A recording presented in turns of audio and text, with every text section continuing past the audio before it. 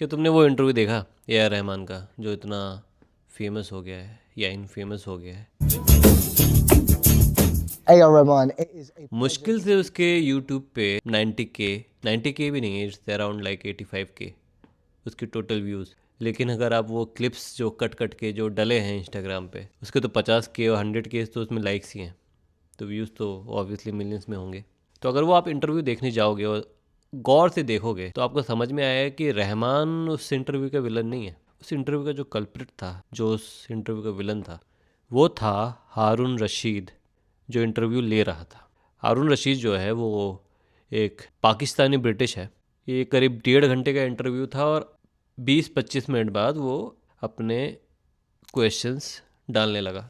पहला क्वेश्चन उसने जो पूछा वो of people who are not from Maharashtra. I can see today there's still so much discrimination that exists against the Tamil community within क्या आपने ये जो Bollywood. लैंग्वेज रिफ्ट जो चल रहा है महाराष्ट्र में, जो भी बाहर से जो लोग आते हैं, जो भी तमिल से जो लोग आते हैं, वो बहुत डिस्क्रिमिनेशन फील करते हैं मुंबई की इंडस्ट्री में। क्या आपने भी ऐसा कुछ फील किया लैंग्वेज को लेकर? आपके साथ भी हुआ ऐसा? तो ए आर रहमान ने बड़े प्यार से इस क्वेश्चन को टाल दिया। I never felt any of those. उसके बाद नेक्स्ट पॉइंट जो था वो कहता है कि music and art is borderless, कि इनकी कोई सीमा नहीं होनी चाहिए। पॉलिटिक्स ने ऐसे बांध दी। Music and art is supposed to be one of the few things in life that is borderless. Anyway, let's talk about it later. Yeah, we can talk about that later, but it is a shame because you're इसको भी ए R Rahman ने बड़े प्यार से इस question को निकाल दिया कि भाई सिंगिंग के बारे में क्वेश्चन करो, ये सब क्वेश्चन ऑफ कैमरा ठीक है, अगर तुम्हारे मन में भी है पूछना चाहते हो तो ऑफ कैमरा मुझसे पूछ लो, अभी मत पूछो।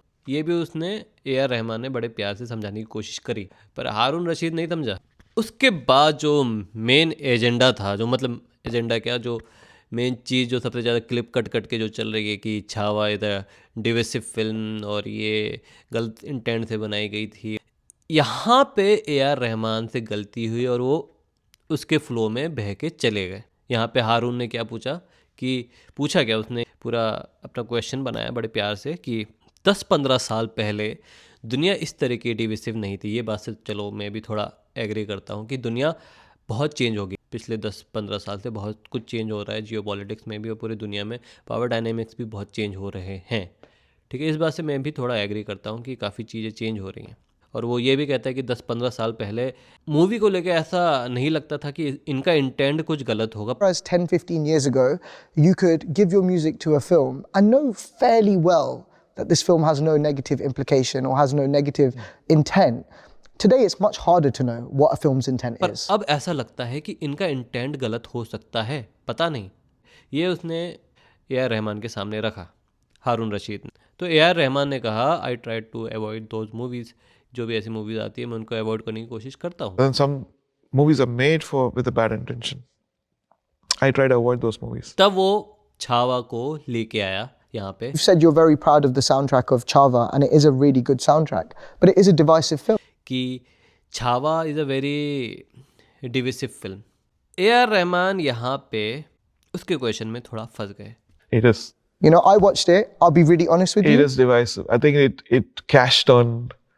और देखो ए आर रहमान कोई पॉलिटिशियन या डिप्लोमेट तो है नहीं कि हाँ उसके बाद का जवाब भी वो किसी क्वेश्चन या किसी और टॉपिक पे जाके जैसे पॉलिटिशियन या डिप्लोमेट्स करते हैं वैसा नहीं कर पाया। और उन्होंने बोल दिया इट्स अ डिविसिव फिल्म, उसका इंटेंट ऐसा नहीं होगा, ये वो क्या हुआ कि ए आर रहमान फिर होश में आए। उन्होंने बहुत अच्छे से एक्सप्लेन किया कि मराठा का बहुत वैल्यू रह चुका है हमारे हिस्ट्री में, और उन्होंने बहुत अच्छी तरीके से एक्सप्लेन किया कि मराठास जो हैं वो कितने ब्रेव थे, उनकी ब्रेवरी को कितनी अच्छी तरीके से दिखाया गया और सोल ऑफ मराठा को दिखाने में कितने सफल हुए अपनी म्यूज़िक के थ्रू। ये सब चीज़ें उन्होंने बोली। वो बात बोलने के बाद कि हाँ इट्स अ डिविसिव फिल्म, ये सब उन्होंने बोला। वो शायद रियलाइज़ हुआ होगा कि मैंने वो चीज़ गलत कही, पर उन्होंने वो चीज़ कवर अप करने की कोशिश करी। पर यहाँ तक बहुत लेट हो चुका था क्योंकि लोगों को क्लिप मिल चुकी थी, बहुत कंट्रोवर्सी मिल चुकी थी और क्लिप कट कट के इंस्टाग्राम पे वही लगने लग गई। आगे की क्लिप किसी ने लगाई, वो मैं लगाऊंगा, वो देख लेना क्या होता है। Chava's the most celebrated characters. It's like in the blood of every Maratha. You see, once the movie finished, you see, girls saying the beautiful poetry and everything. It's very moving to say, and I'm so honored to have scored that movie, which is the pulse and the soul of every Maratha person there. हारून फिर हारून यहाँ रुकता नहीं है, communal context देने लगता है कि it's a very communal thing कि छावा में जो भी नेगेटिव चीज़ें हो रही थी उस पर कैसे लोग माशा अल्लाह बोल रहे हैं, सुबहान अल्लाह बोल रहे हैं, ये सब चीज़ें मुझे बहुत डिविसिव लगी, बहुत ही गलत चीज़ें लगी, जो ऐसा होना नहीं चाहिए। You know, my problem with a film like that is that when every time a negative act is taking place on screen and the character is chanting Subhanallah, MashaAllah, Alhamdulillah, That's such a cliche, no? but it Cringe. exists in that It is film cringe. and in other films, not But just that film. I'm just saying, I'm not. मैं मानता हूँ छावा मुझे भी बहुत, I don't like Chhaava very much, मतलब ठीक थी movie was not so great, पर ऐसा कुछ फील नहीं हुआ कि यार वो इंटेंशनली ऐसा कर रहे हैं। छावा के साथ ऐसा हुआ था, संभाजी के साथ ऐसा हुआ था, तभी वो दिखाया गया था, ठीक है। और वहाँ पे वो वर्ड इंटेंशनली वो यूज़ करेंगे, मुझको तो मतलब ये बहुत ही वेग उसका वो लगा कि यार क्या कह रहा है यार। और यहाँ ए.आर. रहमान फिर उसके साथ उसके बहाव में बह गए, ठीक है। उन्होंने भी यस सर हाँ हाँ कर दिया, ठीक है, ये भी कट के डाला है। इसके बाद हारून जो है एक बोलता है कि अभी फंस रहा है तो इसको और फंसाता हूँ, ठीक है। तो उसने रामायण जो है, रामायण मूवी जो आ रही है, हैंस जिमर और ये ए.आर. रहमान दोनों एक साथ जो म्यूज़िक दे रहे हैं, everyone is very excited about कि ये दोनों एक साथ मिलके पहली बार म्यूज़िक दे रहे हैं, ठीक है। इसको भी उसने कंट्रोवर्सी देने की कोशिश करी। For example, you're doing the soundtrack to the Ramayan now. Yeah.